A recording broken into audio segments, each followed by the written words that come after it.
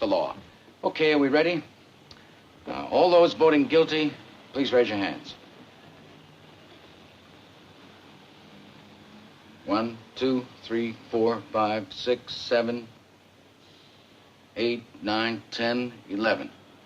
Okay, that's 11 guilty. All those voting not guilty? 1. Right. 11 guilty, 1 not guilty. Well, now we know where we are. Boy, oh boy, there's always one. So, what are we doing now? I guess we talk. Boy, oh boy. You really think he's innocent? I don't know. I mean, you sat in court with the rest of us. You heard what we did. The kid's a dangerous killer. You could see it. He's 18 years old. Well, that's old enough. He stabbed his own father 4 inches into the chest. They proved it a dozen different ways in court. Would you like me to list them for you? No. Then what do you want? I just want to talk. Well, what's there to talk about? 11 men in here think he's guilty. No one had to think about it twice except you. I want to ask you something. Do you believe his story? I don't know whether I believe it or not. Maybe I don't. So how come you vote not guilty? Well, there were 11 votes for guilty.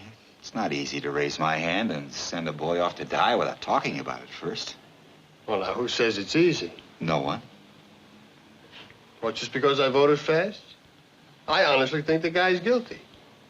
Couldn't change my mind if you talked for 100 years. I'm not trying to change your mind. It's just that we're talking about somebody's life here. We can't decide it in 5 minutes, supposing we're wrong. Supposing we're wrong. Yeah. Supposing this whole building should fall down on my head. You can suppose anything. That's right. Look, what's the difference how long it takes? Suppose we do it in 5 minutes, so what? Let's take an hour. Ball game doesn't start till 8 o'clock.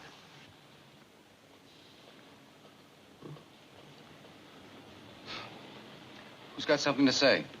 I'm willing to sit for an hour. Great. I heard a pretty good story last night. That's not why we're sitting here.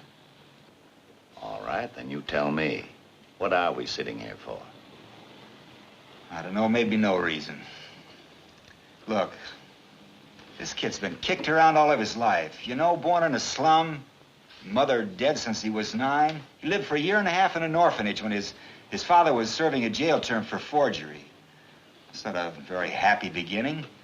He's a wild, angry kid. That's all he's ever been. And you know why? Because he's been hit on the head by somebody once a day, every day.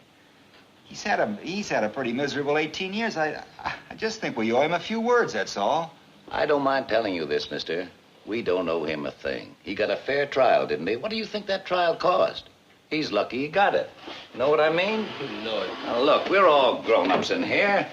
We heard the facts, didn't we? You're not going to tell me that we're supposed to believe this kid knowing what he is? Listen, I've lived among them all my life. You can't believe a word they say. You know that. I mean, they're born liars. Only an ignorant man can believe that. Now, listen. Do you think you were born with a monopoly on the truth? I think certain things should be pointed out to this man. Come on, this isn't Sunday. We don't need a sermon. Come on, we have a job to do now. Let's do it. Rice Pops. It's a product I work on at the agency. The breakfast with a built-in bounce. I wrote that line. Very catchy. Yeah. Say, do you mind? Oh, I'm sorry. I have this habit of doodling. It keeps me thinking clearly. Yeah, we have all this work to do. There's no point staying here forever. Okay.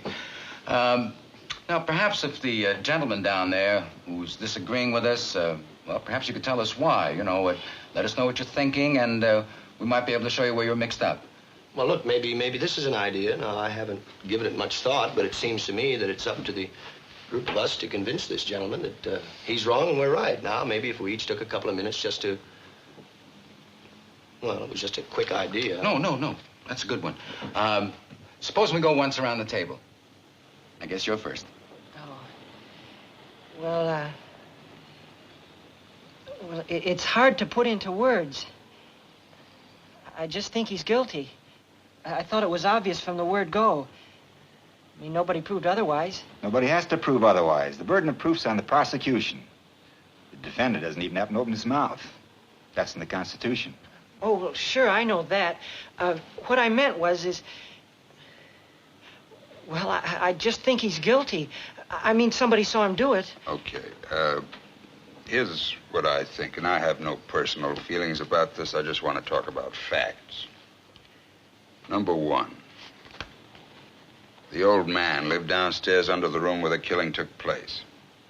At 10 minutes after 12 on the night of the killing, he heard loud noises. Said it sounded like a fight. And he heard the kid yell out, "I'm going to kill you." A second later, he heard a body hit the floor. Ran to the door, opened it up, saw the kid running down the stairs and out of the house. Called the police. They came in, found the old man with a knife in his chest. The coroner fixed the time of death around midnight. Now, these are facts. You can't refute facts. The kid is guilty.